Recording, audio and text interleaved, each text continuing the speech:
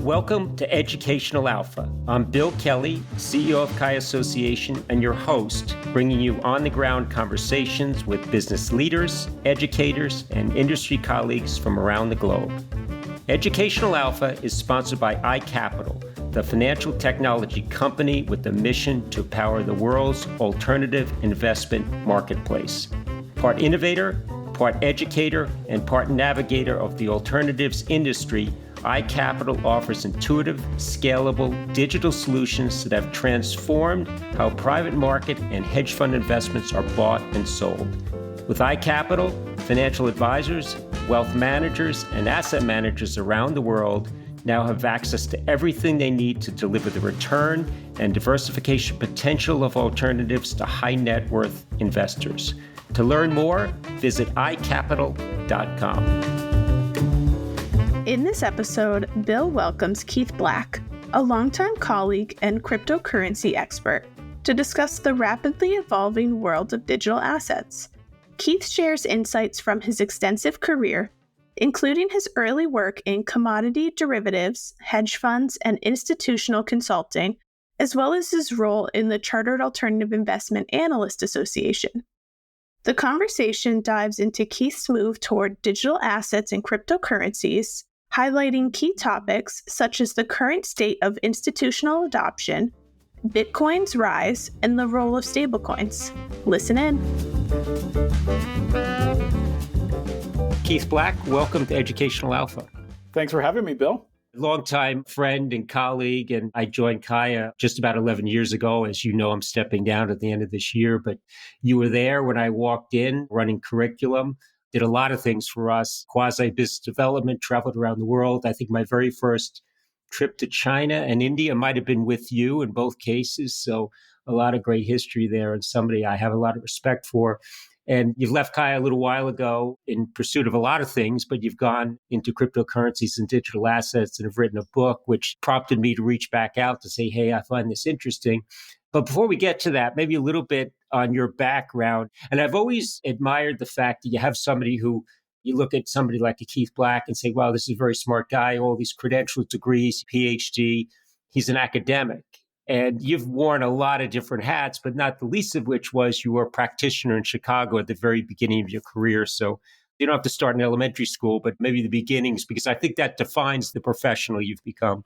Right. Thanks, Bill. So I was in Chicago for 20 years before I moved to Amherst, Massachusetts to join the CAIA Association. So I spent about half the time in Chicago as a practitioner and about half as an academic. So I started off in commodity derivatives upstairs. We were trading energy and metals products for corporate clients, bundling them into financing products with the money center bank. And then I moved downstairs to trade equity derivatives. So I was an options trader on the floor of SIBO with the colorful jackets and the hand signal and the raspy voice and all of that. Then I built some quant equity models, which we sold to hedge funds and mutual funds, and spent some time as a institutional consultant working for large pension endowment plans on their hedge fund allocation. So I did hedge fund manager research. And along the way, I earned a PhD at the Illinois Institute of Technology, where I taught for a number of years. And I was the representative for both the CFA and CAIA academic partner programs at IIT. So I taught the traditional investments as well as the alternative investments in the master's degree in financial markets program. And then your trip to CAIA, I think some people, and maybe I at the time thought as well, that you were in that very first class because you were part of CAIA, but you were not there yet. So maybe what got you to CAIA, and then we could pick it up from there. So I am CAIA charter holder number 19. So I was in that first class in 2003. So while I was a PhD student in Chicago, while I was an institutional consultant, I had the CFA and the CAIA charter to go along with that. And so when the consulting firm I was a partner in sold out to a large insurance company, it was natural for me to look for the next step. And at that time, most of the colleagues leaving that firm left Chicago. It's declining as a financial center. And I ended up with CAIA Association because I already knew CAIA and CAIA already knew me. I had worked with Nelson for many years on curriculum and exams as a volunteer grader and curriculum writer. And you certainly set us up for great success. And that program continues to push on and to show that we take all comers. You personally inspired me to become a candidate myself during the COVID bubble, where I finally was able to get off a plane. And I felt finally like a member of the club when I came through successfully level 2 in March of 2022. So thanks for that motivation. I'd like to congratulate you on that if I haven't already. And that was perhaps the best use of downtime during COVID. You hear some hobbies that other people got into, and I definitely respect that you took the time to sit down and interact with the curriculum. And you were able to pass the exams on the first try, I think, as well. I was. Thanks, Keith. And I guess it was maybe more beneficial than a pretzel maker. And it served me very well then. And as I speak and write, it's been a tremendous asset. So thanks for that.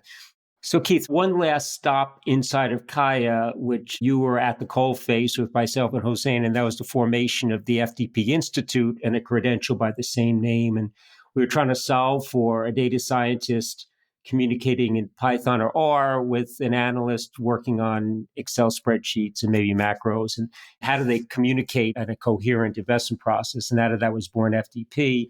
And if memory serves me correctly, you might have to remind me, charter holder number 1 for FDP was? That was me. Keith Black. So you muscled Dick Pfister out. Well, he was early on in CAIA. He beat me on that side. So I had to be before him on the FDP side. Yeah, maybe that's a good stepping off point in that you helped run FDP. Our ability to grow that inside of CAIA was a challenge coming out of the other side of COVID. We've now signed on alpha development. And then that next cycle is opening up. And I know you and I certainly wish that credential well, because I think its founding principles are even more alive and well today. But I don't know, Keith, if FDP was the catalyst. And I know you've always been just curious by nature about what's next, what's around the corner. And I know you were focused on cryptocurrencies long before you left CAIA. But what was the catalyst to maybe move more toward that space? Because it's one, even before you wrote the book, I've been following you a bit. And this is an area you spent a lot of time and a lot of focus on. Yeah, so I was at CAIA for 12 years, and I helped write 3 iterations of the level 1 and the level 2 book. And my charge at CAIA was to be a year ahead of the rest of the world on alternative investments, right? And so my job was to write a chapter and have a presentation about private credit before the world started asking questions about private credit. And I think that tipping point of the world being really interested in an asset class ends up being right around $1 trillion. At 300 billion, nobody knows about it. And at 3 trillion, everybody knows about it. And so there's that sweet spot around $1 trillion in assets. So after we did that work on the private credit side, interest naturally turned to cryptocurrencies and digital assets as the next big thing in alternatives. And it's amazing the size of crypto today. Depending on the day, it could be 1 trillion or 3 trillion. But that rivals the size of the private credit market, and it's more than half the size of the hedge fund market. And so the cryptocurrency market is perhaps an asset class unto itself that deserves the sober study of both the upside and the downside of the tokens as an investment class. And I know we have, at least in the level 2 that I studied, we talked a little bit about digital assets and blockchain. But as far as I know, I'm sure it's changed, and I'm not a student in this part of the market, but the CAIA curriculum never really covered digital assets or cryptocurrencies for many reasons, not the least of which is did not have institutional adoption. The market did not have enough liquidity that a cow purse could go and make an allocation to a cryptocurrency. But Bitcoin itself, I believe, is over $1 trillion now in terms of an asset class. And you just said a moment ago, the space is up to 3. And CAIA's role is to never be for or against a specific asset class. We're absolutely for discovery and transparency, and then let the investor make their own decision. But what is the size of this asset class, more specifically, if 3 trillion is the right number? And where are we with institutional adoption? So obviously, it depends on the day. You could have 10%, 20% monthly, or even daily volatility.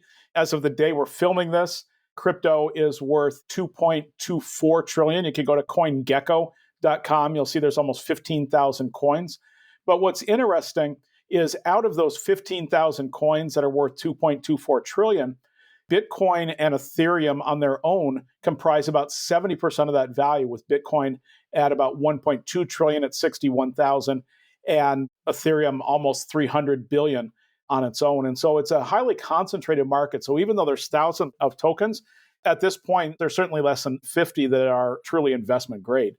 the Bitcoin market started as anti-institutional, right? It started about decentralization. And so the idea of decentralization is lessening the influence or lessening the power that any one institution has over your financial life. And so we start off by talking about a centralized ledger. And so if you have a bank account or a brokerage account, that's basically private between you and that bank or you and that brokerage firm. And they're the only ones who have access to those records. And there's a concern about this central point of failure. And in the US, we're very blessed. We have a strong currency, strong banking system. We have FDIC and SIPC insurance, but the rest of the world doesn't necessarily have that. And so the innovation of blockchain specifically is to move from that centralized ledger, centralized counterparty, to a decentralized ledger and decentralized counterparty. So rather than having your financial records stored at one bank or one brokerage firm, it's saved on thousands of computers around the world as a fault-tolerant mechanism that lessens the influence of any one counterparty. And in the US, we don't really need crypto, right? It fits nice in investment portfolios and people like to speculate with it. But if you live in Ukraine, you really care about a specific point of failure of a physical banking or computer infrastructure. If you live in Venezuela or Zimbabwe or Turkey or Argentina, you care about the difference between your home market currency and a hard currency like the dollar and the euro. So there's some very fundamental implications moving from that single point of failure, whether it's a central bank, a fiat currency, or a bank or a brokerage firm, and then moving into that distributed ledger where we're moving to have the ability of making peer-to-peer financial transactions and allowing people to easily access gold or dollars or euros, even if it's not necessarily fiat currency in their home country. So a couple of things, and maybe for my own education, Keith. So I get almost all of that. And certainly there are a lot of developing economies where vast majority of the citizens are unbanked. So there is no central point of failure. But even if there was, that's a concern too. But if I'm going to be contracting any transaction on a distributed ledger, and am I doing it in Bitcoin? Now I've got a lot of quote unquote currency risk because I'm dealing with a very volatile medium of exchange versus if somebody could create a stable coin where I don't have to worry about it before the goods get to me and the currency settles, that maybe it's traded up 10, 15, 20% have gone in the other direction. So why can't it be more of a stable coin? Why does it have to be a cryptocurrency like a Bitcoin or ETH that's got all this volatility attached to it? Right. So we see that the volatility of Bitcoin or Ethereum is on the order of 5 times higher than that of a stock market index. And so we think of equity volatility, maybe 15 to 30% range. Bitcoin and Ethereum, we have to think of volatility in the 60 to 120% range. And so those are historically volatile. It'll go up 600% and then it'll go down 60%. There's a number of 50, 60, 70% drawdowns in the price of Bitcoin and Ethereum in recent years. So there is a historic level of volatility in Bitcoin and Ethereum. But we also have stable coins. And so Tether is tied to the US dollar. There's about $120 billion worth of Tether outstanding. And then there's USDC, which is also a stable coin that's pegged to the dollar, which is about $35 billion. And so there's $150 billion of US dollar equivalents that are held in these Tether or USDC stablecoins that allows global citizens to hold tokens that are pegged at $1 US. And so they might want to be in Bitcoin or Ethereum for the potential upside return, or they might simply say, if I could just hold dollars or if I could just hold euros or gold, that's going to be much more stable than my home market currency. And maybe tying this back to the book. So you could tell me about the book, but one thing I like at the get-go is the title and the very first word, investing, as opposed to trading. It's maybe a small distinction, but to me and maybe to you, it's a rather large distinction in that investors buy and hold, traders speculate, but investing in cryptocurrencies and digital assets, and maybe starting with my premise, which you can reject. But I think a lot of the challenge around what Bitcoin really is there's a lot of speculation, a lot of day trading, and you can trade it 24/7 to a large degree. And I don't know how many investors there are versus traders. So you probably use the word investing by design more than trading, but is most of the value that people are trying to extract from Bitcoin is really a trading mechanism as opposed to an investable asset? Right. So the title of the book is Investing in Cryptocurrencies and Digital Assets, a guide to understanding technology's business model, due diligence, and valuation. And so the idea is I have 30 years of experience in the financial markets, which the crypto people would call CFI, right? Centralized finance. So what's interesting about the crypto market is there's a lot of influencers, a lot of speculators, and as you said, traders. And there's been a tremendous amount of risk tolerance for good and bad in crypto. You see people running $100,000 up to 3 million and then going all the way back down to zero. And so what I try to do is not write a technical book and not write a speculative book. But as you know, in the work we did together at CAIA, we're like, this is how hedge funds work. This is how private equity works. This is how real assets works. And here's where it's good and here's where it's bad. And here's how you do the due diligence. And so that's how I wrote this book. I wrote it from the view of an investor, right? So what does an investor need to know about cryptocurrencies and digital assets? And the number one thing an investor needs to know about cryptocurrencies and digital assets is this is not a YOLO trade, right? And so one of the tables from the book looks at asset allocation with Bitcoin. And I started in January of 2018 into 2024. And over that 6.5-year period, the volatility of Bitcoin was 73%, volatility of the S&P was 17.8%. And you know, we all like to pick on the 60-40 portfolio, which is 60% in stocks and 40% in bonds. So if you invested in that 60-40 portfolio for the 6.5-year period, you would have earned 7.3% on your stocks and bonds, the volatility of 11.8%, and a drawdown of 20.1%. But the number one thing you need to know about crypto is trade it small. So I built this model portfolio in increments of 1 to 10%. And most investors shouldn't put more than 3% of their assets in crypto. And that's the number one lesson of the book. But if you put a small amount in crypto, even though it's volatile, the exciting part is it hasn't historically been correlated to financial markets. So that 60-40 portfolio has a return of 7.3, standard deviation of 11.8, and a drawdown of 20.1. If you put 3% in Bitcoin, the standard deviation moves from 11.8 to 12.3. The drawdown moves from 20.1 to 21.2. You barely see that volatility, but over that 6.5 years, you were able to increase your return from 7.3% to 8.6% just because you had that 3% allocation. And obviously, due diligence is a critical component about where you're going to make that allocation. We had Zoe Cruz on this platform before, and she's very much of a TradFi person, but with Manai, very active in the space. And she said something that I remembered when I was listening to you speak right now, which is 10% is not the right allocation, but 0 is not either. You got to kind of get in the game. And unlike a lot of other asset classes, 1 or 2% is not going to make a difference. But the numbers you just put out in terms of volatility and drawdown risk versus 150 basis points of incremental return is a pretty compelling argument.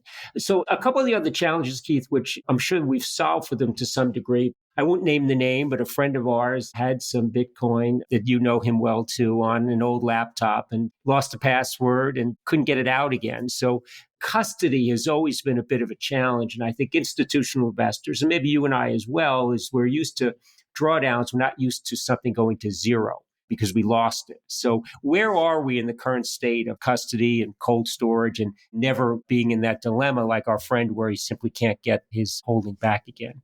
You might remember we were in a meeting with some institutional investors, and Campbell Harvey from Duke was there talking about his book on DeFi. And there's a couple dozen professional investors in the room. And we asked, how many of you have a personal investment in cryptocurrencies and digital assets? And I think this was pre-COVID. And it was about half the room had personal investments in cryptocurrencies and digital assets.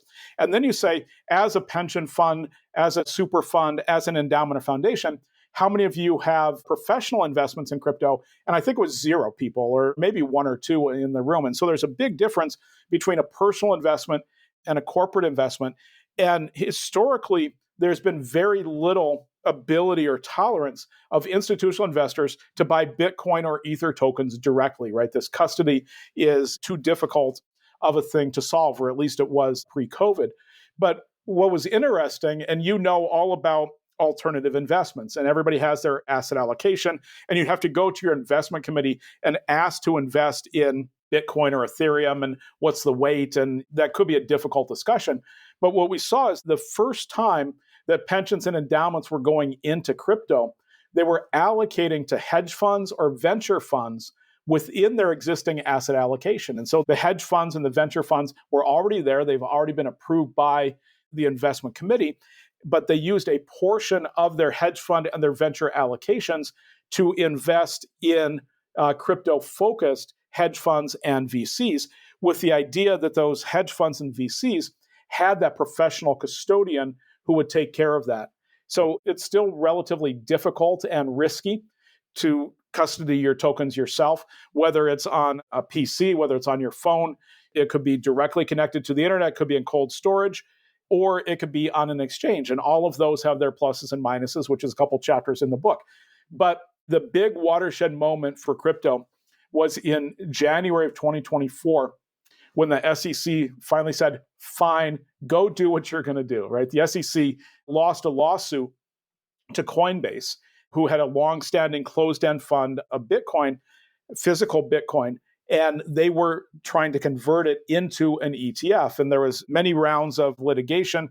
And finally, the court sided with Coinbase that said there's no reason why there should be a difference between the futures Bitcoin ETFs you approved in 2022 and the spot Bitcoin ETFs we're trying to hold now. But in futures, you have that contango and backwardation and some basis risk relative to the cash. And so there are some key lawsuits that the SEC lost in 2023. So in January 2024, we saw the launch of the spot Bitcoin ETFs. And just in August of this year, they relented and allowed spot Ethereum ETFs as well.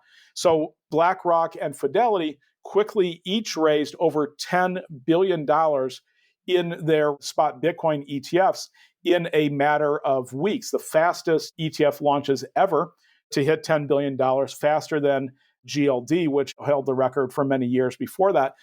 And so what we're seeing with the BlackRock and the Fidelity Bitcoin ETFs, and of course there's a Grayscale, Bitwise, and others, but what we're seeing is there's a rapid institutional adoption of that ETF format. And so they trust BlackRock, they trust Fidelity, they trust the Coinbase or the custodian that's holding those Bitcoin. And so now that you could hold this in an ETF format, now you could hold it in your IRA as an individual investor. You could hold it in your account with the registered investment advisor, or as a pension fund, you could hold this in custody at BNY Mellon or Schwab or Pershing or wherever. And now it's another financial asset that's as easy to buy as any other fund. So I just want to go back to the approval of the spot Bitcoin ETF. And as you pointed out, Keith, it was quite contentious. And Gensler and company, the SEC chair, was not very happy. And even after it was approved, he grudgingly accepted the outcome, but still maintained that this cryptocurrency is used for mostly nefarious activities. And I think you even have a chapter in your book on privacy tokens, which we can get to if you want. But then there was some criticism of Larry Fink that he broke with the Never Bitcoin crowd like Warren Buffett and Jamie Dimon. And that may or may not be true, but I did follow this a little bit. And if I remember correctly, I think Fink was pointing to the power of distributed ledger and less about maybe the value proposition of spot Bitcoin ETFs, although it's obviously been very, very good business for BlackRock.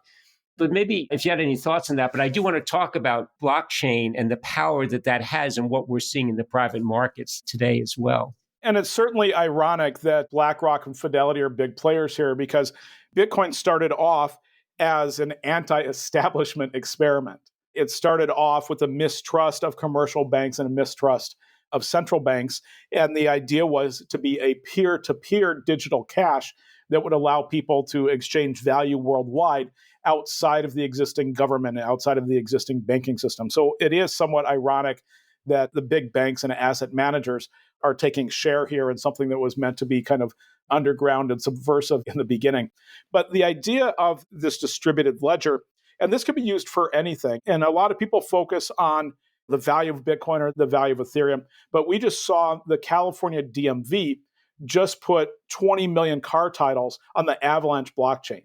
We see the Kenyan government tracking the performance of millions of school children using the Cardano blockchain. And so this distributed ledger can be used to track any records, right? We've chosen to start off with financial records, but the killer app of blockchain might be what they're called tokenization or real world assets, right? It might be a much bigger opportunity to tokenize car titles and real estate and maybe your brokerage account than investing in Bitcoin or Ethereum directly. And something we've covered on this platform a couple times, Keith, but I'd like to get your views on it as well, is that bringing it back to the here and now for CAIA and alternative investments, Hamilton Lane and KKR have the traditional Cayman-based fund wrapper for a private offering, but there's a feeder fund on the blockchain. And I don't know what the currency is, maybe it's a stable coin or not, but the reference asset is something that's off-chain and is the identical NAV of what I'm getting in the Cayman Islands. So I see this as a pretty powerful way of maybe moving toward a wrapper that is maybe even far superior than the interval fund, because now you could have, if you wanted to, and I don't recommend this because now you're getting back to trading versus investing, but you could have transactions intraday between a buyer and a seller, but that feeder fund itself does not have to raise any liquidity when the underlying is illiquid. So I find that pretty interesting early days. I don't know if you followed this story at all or have any views on it. Securitized seems to be the quote unquote category killer in this space, but your views would be great. Right. So it's not as simple as it seems, right? You have to trade these as a security. They have to be kind of approved by the SEC. You have to trade them in an alternative trading system, do the KYC for accredited investors. You still have to go through all of those hoops that you'd have to do with other alternative investment funds, the drawdown private equity funds. But what's interesting is BlackRock and Franklin Templeton have money market and government funds on chain. And when I was speaking with them, they said that the current application of it isn't for people like you and me to put our money into the tokenized money market fund or government fund, because there's $2 trillion of crypto money, and that crypto money likes to stay on chain. And so a lot of the assets that are coming into that venture fund, that private equity fund, that money market fund, those are assets that are crypto wealth, that people made money on these coins and they want to take a step back like a money market, park it somewhere. Now, if you invest in the Tether or the USDC stablecoin, you don't earn any yield. Tether earns that yield, and Tether made more money last year than BlackRock simply by running the stablecoin and getting $100 billion of notional treasury interest. But this is a way for the on-chain community to earn yield in a regulated fund. I was going to go right there, and you served up the opening regulated. And we talked about Gensler a moment ago.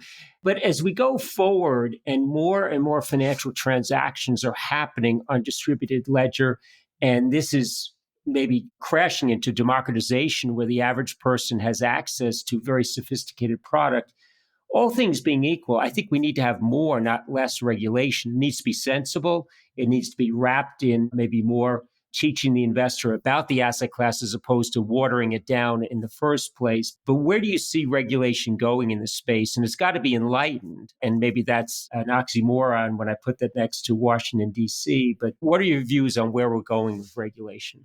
Yeah, so the crypto community is not best friends with the SEC. And the crypto community is like begging for rules. Just tell us what the rules are and we'll follow them. And the SEC says, we told you the rules in 1946. Right? The rules are, according to the Supreme Court and the Howey test, where there's orange groves in Florida that was a sale leaseback and that ended up being a security, according to the SEC and the Supreme Court.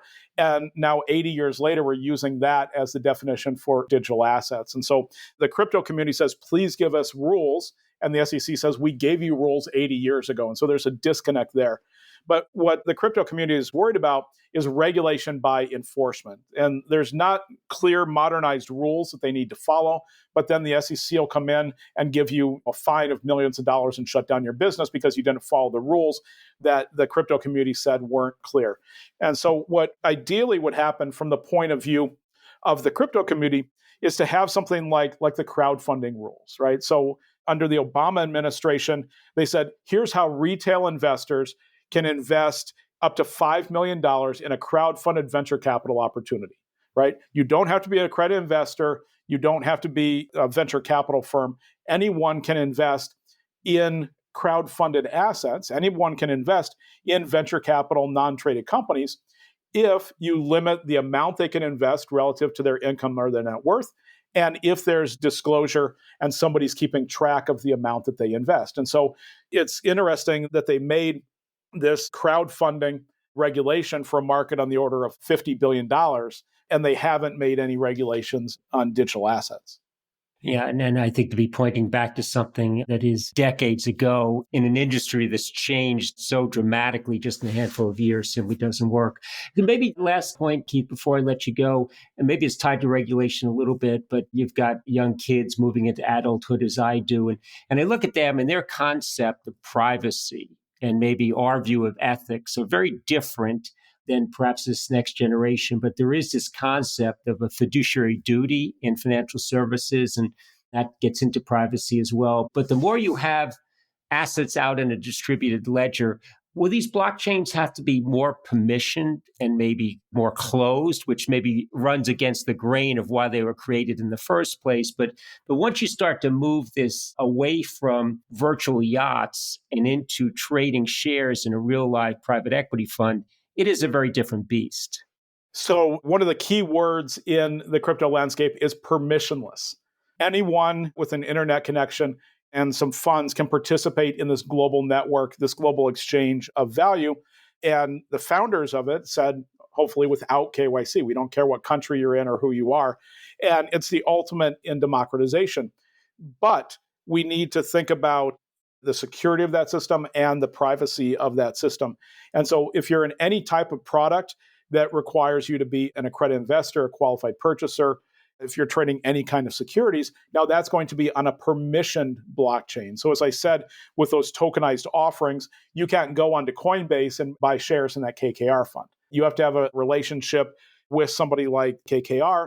You have to prove you're a accredited investor, go through the KYC, and then you trade that on a FINRA registered alternative trading system. And so that is the idea of a permissioned blockchain, right? Which takes us closer back to the original idea of the centralized counterparty, right? You have to trade on that ATS. You have to do the deal directly with that counterparty or the counterparties that have been pre-approved within that permission system. I think these are very good tools, and sometimes they have to be adapted to the use case, and financial services remains a pretty highly regulated industry. And hopefully we can find a sensible marriage between the two. So Keith, as a good friend, I don't mind a little bit of a commercial plug at the end, and you can drop a link, but remind us again the title of the book and where a listener could find it. So the book's available on Amazon, came out as the #1 new release in financial services, Investing in Cryptocurrencies and Digital Assets, a guide to understanding technologies, business models, due diligence, and valuation.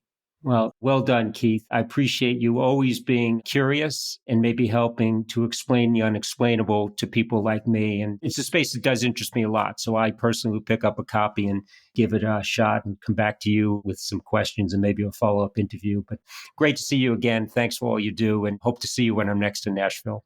Thanks, Bill. And I'd be glad to come back and answer any questions you have after you take a look at the book. All the best. Thanks, Keith. Thanks, Bill.